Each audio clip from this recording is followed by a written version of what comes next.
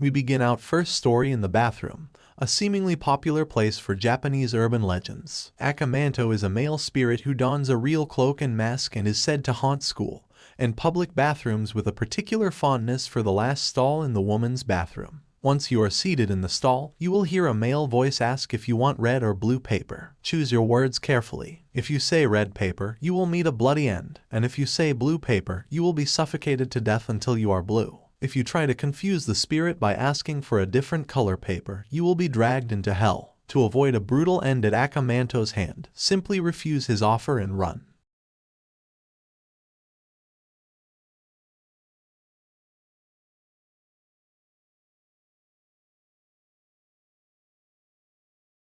Anyone who is familiar with Japanese urban legends knows of the infamous, yet popular Kuchuseikana. This vengeful ghost appears as a seemingly beautiful woman who roams the streets at night. She wears a face mask and carries a concealed pair of scissors. If you are unlucky enough to meet Kuchuseikana during a solitary stroll, she will ask you if you think she is beautiful. As with Akamanto, consider you answer like your life depends on it. If you say no, she will immediately murder you with her scissors. If you say yes, she will remove her face covering to reveal a gaping mouth that has been slit from ear to ear in a haunting smile. Then, she will ask again, say no and you die.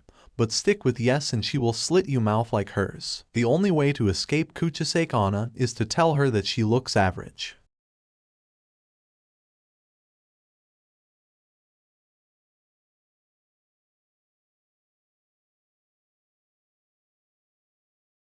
Teake is said to be the ghost of a woman or schoolgirl who fell on a railway line and was cut in half by an oncoming train. The vengeful spirit, outraged by her untimely death, now haunts urban areas and train stations at night. Since she no longer has legs, she drags herself on her hands and elbows, which produces a chilling teak sound. Should you encounter Teake, run. If the malicious spirit catches you, she will slice you in half with a scythe. Although she lacks legs, she is extremely fast and has been known to keep up with cars. In some renditions of the story, she will ask you where her legs are, in which case you must reply Mation Expressway in order to survive. In less hopeful iterations, your only chance of survival is to outrun her, which is completely impossible.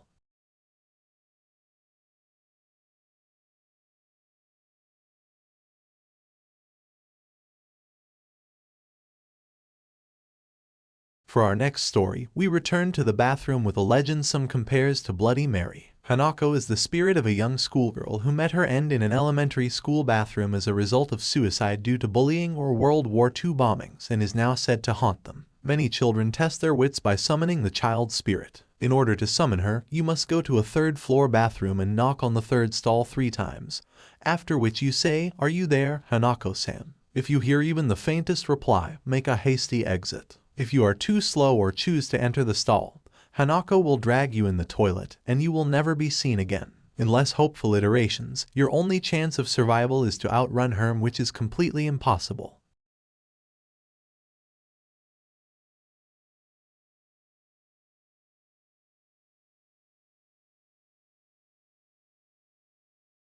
The legend of the Akaku doll physically exists and resides in Maninjai Temple in Hokkaido. The tale dates back to 1918 when a boy purchased the doll for his younger sister, noting that they both had bob haircuts. The little girl was infatuated with the doll, and they were inseparable. Tragically, a short time later, the girl passed away from an illness. Her family displayed the doll, named Akaku, on an altar in remembrance of their daughter and noticed that the doll's hair was growing. They concluded that their daughter's restless spirit was inhabiting the doll, and eventually provided it to Maninjai Temple, where it remains today as is viewable to guests. Akaku's hair continues to grow to this day despite haircuts from the temple's priests.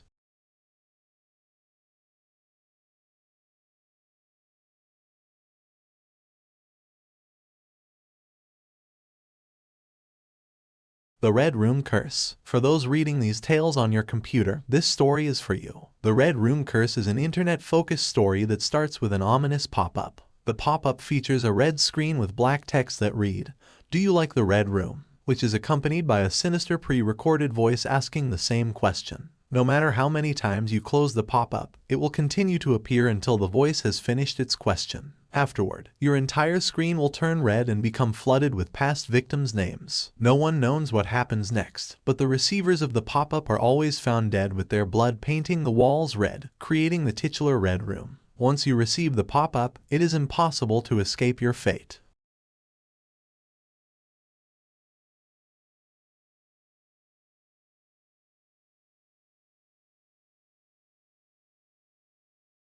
Hidabashira, a type of human sacrifice, was practiced in Japan up until the 16th century. Lords would wall up live victims in pillars, dams, and other building foundations to appease the gods, who would protect the building from attacks and natural disasters. It was also a term for workers buried alive. Morioka Castle in Sakai, Fukui Prefecture, is home to one of the most famous hidabashira stories. One of the castle walls kept crumbling during its construction, no matter how much it was reinforced. It was then suggested to the castle lord to make a hidabashira. A one-eyed peasant woman with children named Oshizu was chosen for the sacrifice. The poor mother only asked that her sons be made samurai after the ritual. The lords agreed and Oshizu was buried under the central pillar of the castle keep. Unfortunately, the castle lords did not keep their promise, and her sons were never made samurai. Afterward, the moat would overflow every spring rain when it came time to cut the algae. The locals thought it was the tears of Oshizu's sorrow and erected a tomb to appease her spirit. A poem was also passed down through the generations. The rain which falls when the season of cutting algae comes is the rain reminiscent of the tears of the poor Oshizu's sorrow.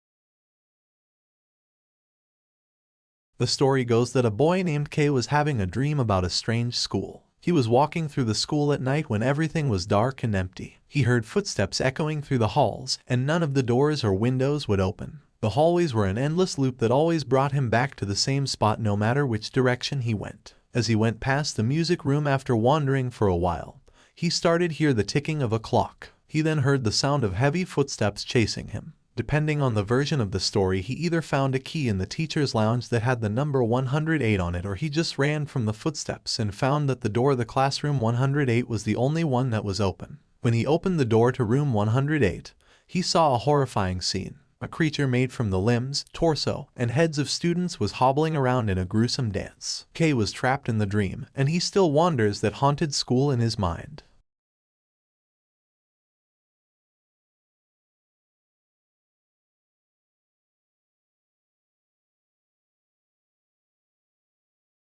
Oiwa was a stunningly beautiful young woman who was married to the samurai Lemon, a petty man who only loved her for her head-turning looks. Another woman, Aum, was madly in love with Lemon and hour of jealous rage. She tricked Oiwa into using a cream that was laced with poison. It disfigured Oiwa's face, causing one of her eyes to droop and her hair to fall out, without her even noticing. Disgusted with her new appearance, Lemon wished to divorce Oiwa and marry Aum. The despicable samurai hired his friend Tenacious to rape Oiwa so that he would have the ground for divorce. Tenacious was so shocked by Oiwa's appearance, he couldn't follow through with the orders. Instead, he told Oiwa of Lemon's plans and showed Oiwa her own face in a mirror. Seeing her deformed face for the first time, Oiwa was horrified that she stole Tenacious' sword, killing herself. With her last breath, she cursed Lemon's name. On the night of Lemon's remarriage to Aum, the ghost of the disfigured Oiwa appeared before him. A terrified and guilty Lemon quickly fled from Oiwa, but no matter how far he ran, he couldn't escape her hauntings. After that night, no matter where Lemon looked, even in the very lanterns he used to light his path, he would see Oiwa's face staring back at him.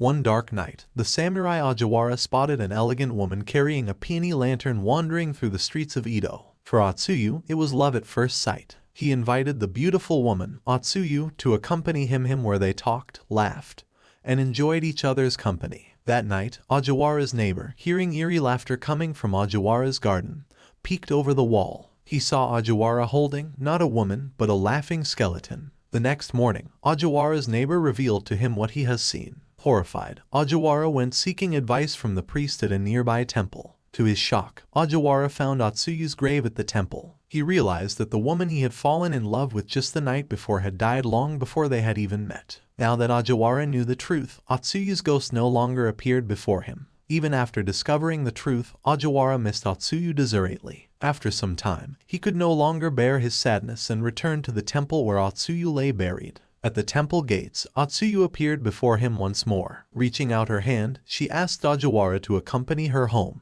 Without hesitation, Ajiwara took her hand, walking with her into the darkness.